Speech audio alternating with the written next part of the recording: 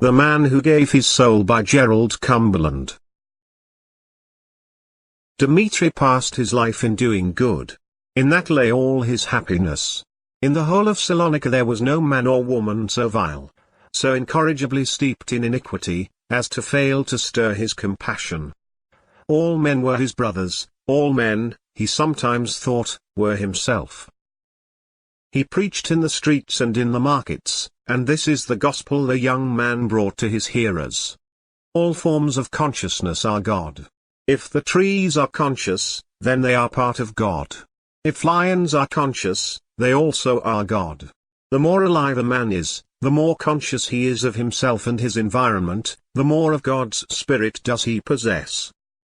For God is a vast, infinite, potential intelligence that is conscious of itself only through us, and, perhaps, through forms of life that are not human, and, maybe, through certain minerals and gases that appear to have some of the attributes of consciousness. Of these last things I do not speak with certainty. But sure it is that each man and woman has within him and her something of the Holy Spirit. God sees through our eyes and hears with our ears. Therefore, we are all God, we are all the same. Between the wicked man and the good man there is no shadow of difference. If one hates another, he is hating himself. His pleasant, eager smile, his vehement eyes, and his tall, athletic frame made many women desire him. But he went to bed with none, for all the grosser appetites of his body seemed to have been sublimated into an ecstatic spiritual passion that spent itself in 1,000 deeds of compassionate love. They thought him mad, but they never reviled or taunted him, for he was known throughout the entire breadth of that city as a man of noble deeds and imperishable kindness. "Poor boy," said Susanna, the Jewish woman who sold vegetables. "'Tis a pity so fine a fellow should be wasted. Those lips of his were made for kissing." "You say what is right," agreed Zacintha, a lewd Greek woman. "A night of love with him would but whet one's appetite." Strange it was that none of those women of the half-world ever attempted to tamper with him. But vileness must always recognize and fear what is pure. They gazed at him often with eyes of longing, it is true. But the gaze he gave in return was always the very negation of sex. "A fool. A Parsifal," commented the respectable ladies, for most of them would most gladly have lost their respectability had Dmitri been willing to snatch it from them. Now, in a dark street of that city it was that Dmitri dwelt, inhabiting 2 rooms in the house of Jacques Laborde, a young Frenchman who taught many languages. Jacques and his wife, Madeleine, loved him for his goodness, but a time came when they were afraid on his account. "You have noticed something, eh?" asked Madeleine one night, as she and her husband sat alone. "About him? Yes, yes. How can one express it? It is just as though he had begun to lose himself. As though he had spent so much of himself that there was little left to spend, less every day." "Yes, that's it. Yet his appetite is good, he is as strong as ever, and he has never been more cheerful." "Do you ever feel," asked Jacques, after a pause, "do you ever feel when he is talking to you, that he is giving you something of himself, merging his personality into yours?" "That is the feeling. I don't like it. Just as though his soul was escaping from his body into mine. Sometimes, Jacques, I've felt as though something of his personality, something ghostly, ghastly, too, had floated from him to me. It's made a change in me. It's colored me faintly, like a few drops of red wine in a glass of water. Is such a thing possible?" "I don't know," answered her husband, uneasily. "Tell me, has the change in you been for evil or for good?" She pondered a minute. "Neither one nor the other, I think," she answered. "The change has made me more vivid, it has sharpened me, put an edge on my feelings. Perhaps, really, it has made me more myself." "Why have you not spoken of this before?" She laughed, nervously. "Because it was uncanny, and I was uncertain. I'm not certain even now. One gets fanciful in my condition. Mama has warned me to expect strange thoughts. Jacques clenched and unclenched his fists. It's only fancy, of course it's only fancy. Yet there is a change in Dimitri, urged Madeleine. Yes. But if Dimitri changes, we don't. He put an end to the conversation by going into the kitchen to draw beer.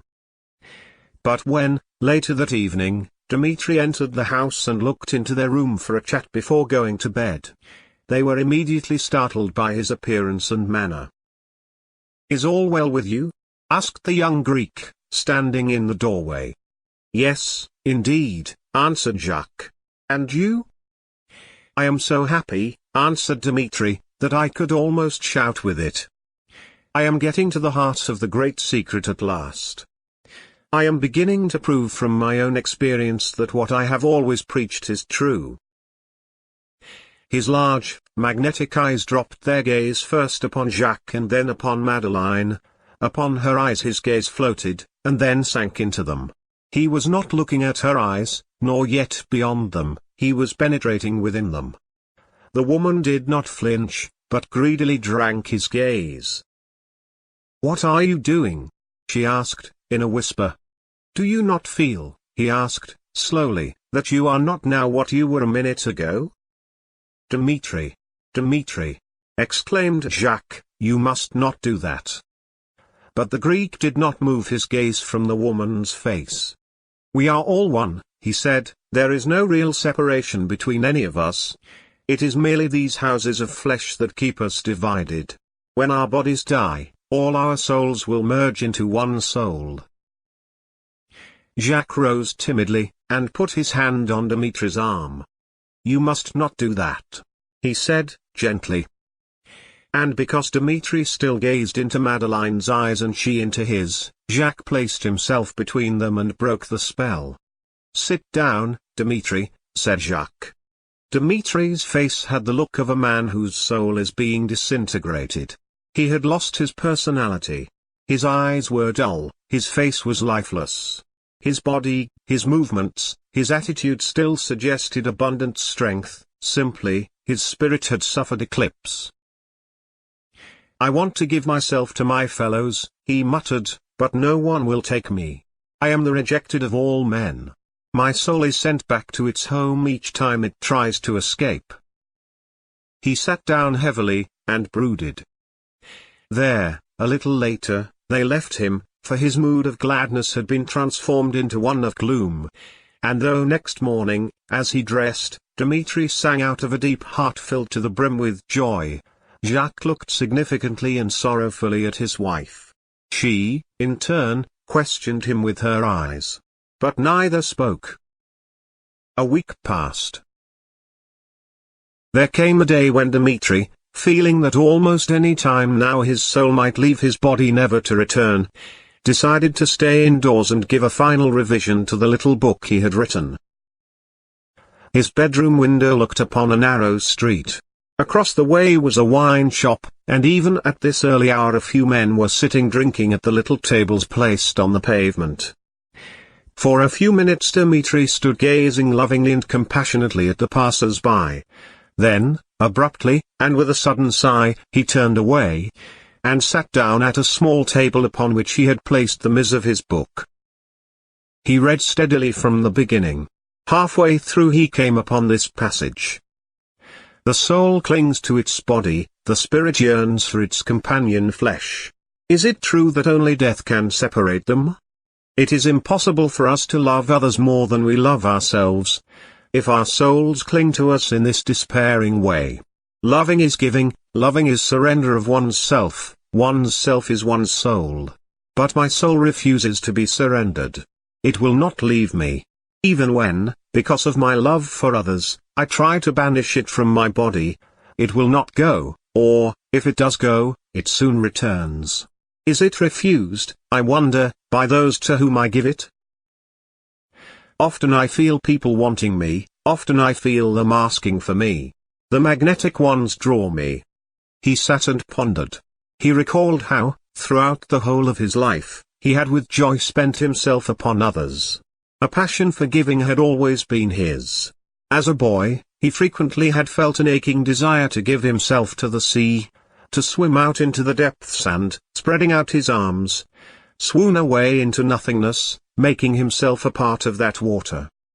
Sometimes, even, he had wanted to give himself to fire, to walk naked into a white, inviting furnace. And, always, when on the edge of a cliff, he felt the great pull of space, a quick eagerness to disappear, to dissipate himself into nothingness. To give himself, no matter to what, if only it were greater than he, was the passion that haunted him continually. Not to cease his existence, not to cast the universe from him, not to repudiate the life that had been given him, but to live more fiercely in flame, more largely and grandly as a part of a great giant ocean, more freely as an atom in illimitable space. Best of all, to give himself to humanity, not to live in one body, but in a million bodies. As he sat, a thought came to him, a thought that thrust into and pierced him, as a sword thrusts and pierces, that shook him to the very foundations of his being. If one man cannot draw from me my soul, a great crowd of men may. Nay, must, he told himself. I know that even one man or woman can take from me and absorb for a brief period something of my spirit. Surely, when 1,000 men and women are pulling at me like 1,000 magnets, my spirit will go entirely out of me and live in them forever.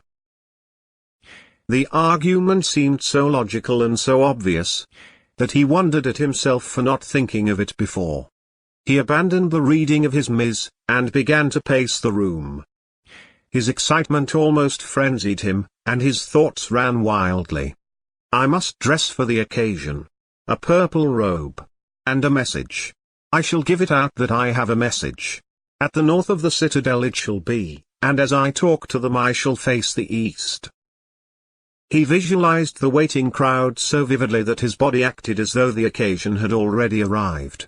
He stopped walking and threw out his arms. His eyes became dilated. His lips moved. And then from his moving lips a torrent of speaking poured. He held his hearers. Even the little children in his brain were awed, he saw them huddling against their mothers. With a shudder he came to himself. There were many newspaper offices to visit. One of them, in return for a column advertisement, agreed to publish an interview with him. He advertised his meeting outside the citadel in every newspaper, however obscure, for he felt he had no further use for his savings. When my soul leaves me altogether, he whispered, to himself, my body will die. He bought a scarlet robe in the bazaar. Jacques and Madeleine watched him anxiously during the following days. Several times he spoke to them of his ending, and told them it was near at hand. He put his small affairs carefully in order, and handed what remained of his savings to Jacques. I will keep it for you, said Jacques. Number it is yours. In a day or two I shall have no further use for money. Only the husk of me will remain. Jacques looked at him very sternly. Have I been a good friend to you, Dmitri? He asked. Why, yes. Always. You and Madeleine have always been my best friends. Well, then, tell me what you are going to do. Why do you hand me your money? Why do you speak of only the husk of you remaining? What is the meaning of your advertisements in the newspapers? Dmitri smiled. Do not be anxious about me, Jacques, he entreated, no harm will come to me, only a great good. The most wonderful thing that can happen to anybody is about to happen to me. And Jacques' further persuasion had no power to make Dmitri speak. As Dmitri, clad in his purple robe, walked through the streets of Salonika on the evening appointed for his meeting outside the citadel, he was followed by a large crowd of friendly people. Indeed, he walked in the midst of the crowd, talking as he went. He bore himself regally, and his face shone with joy. He had only a mere handful of disciples, but there were very many, both rich and poor, who liked him, and there were still more who were driven by curiosity to that high ground outside the city walls, which looks towards the jagged mountains above Horshak. Having arrived at the place he had selected for the delivery of his message, his disciples went among the assembled people, directing them where to sit. Men and women, to the number of nearly 1,000, seated themselves in a semicircle on the higher slopes of the hill. On the hill's summit stood Dmitri, looking down upon the faces lit by the sun in its setting. Bareheaded, he stood and raised both arms for silence. The eager speech of his beholders died suddenly. Dmitri stood for a long minute without a word. Then, just when the silence was becoming uncomfortable, he spoke in his golden voice. "Many of you have come here from curiosity, a few have come because of their love. But I have the same message for everyone. All the great teachers of the world have loved their fellows. No man can teach or be taught without love. Because I desire to teach you something now. I ask any of you who hate me, or secretly jeer at me, or despise me, to kill that hate and that mockery and that contempt. Indeed, no man among you can hate me without also hating himself. For we are all one.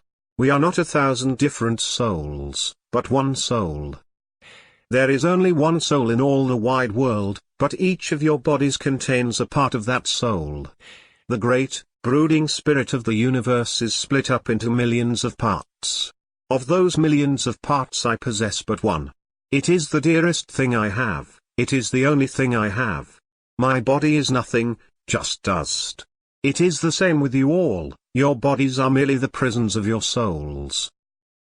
Many of you will not understand me now, but I ask you, when I am gone from among you, to consider my words.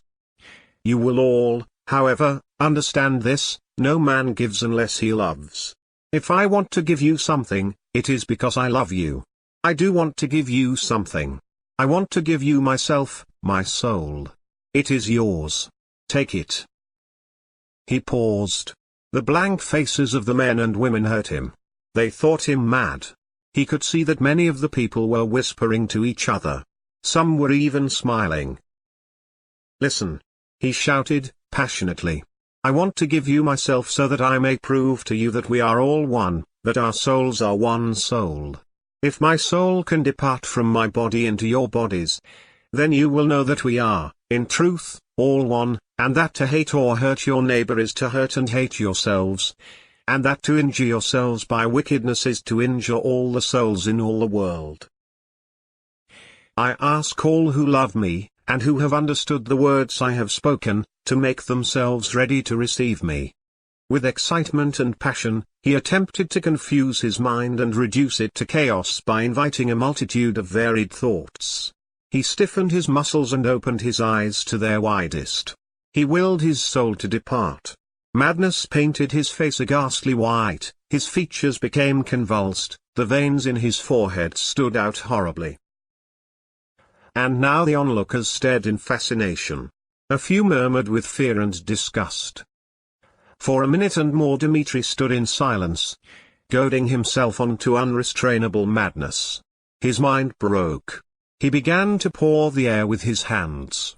And then, smiling stupidly, he sat down and played with his fingers.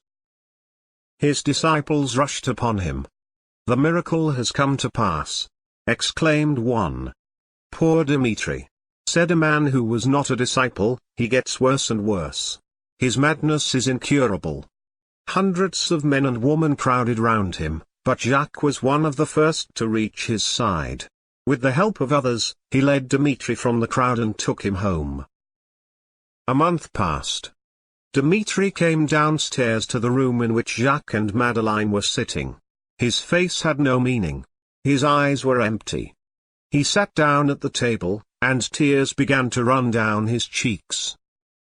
Jacques stared at him for some little time in profound distress. "We must get rid of him," he said, aloud, to Madeleine, "if only for your sake." "Yes," answered his wife, sorrowfully, "I can bear him no longer. He must go."